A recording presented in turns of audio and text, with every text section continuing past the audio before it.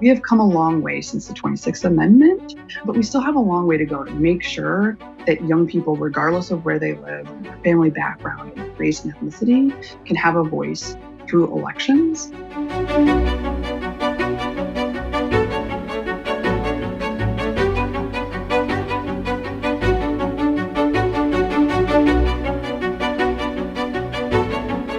The conversation about lowering the voting age started actually early in the 20th century, but when it really came to fruition, it was right after the significant civil rights legislation and young people's leadership and involvement in that, as well as around the Vietnam War, where young people had a significant voice in not only pushing back on the war, but also in and fighting in it.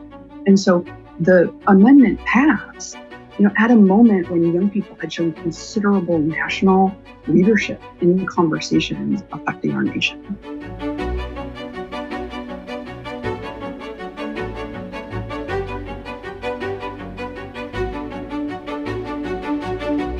In the 2020 election, we saw historic youth engagement, maybe the highest ever since the 26th Amendment was passed. And so we have recently seen young people really take leadership and own elections, mobilizing their peers, talking to their friends about elections.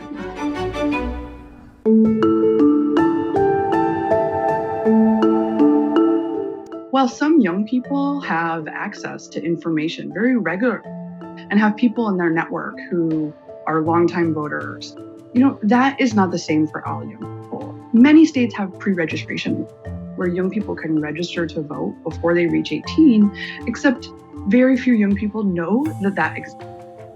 We have civic education requirements in our schools, and yet too often we don't see that connected to learning about voting and elections. The way that this manifests is really dramatically different voting rates amongst young people. We see the accessibility of this information, the accessibility of voting impact rates of turnout amongst young people depending upon their educational attainment. Counties that have a system set up that's much more accessible and provides more information see higher youth voter turnout and registration rates.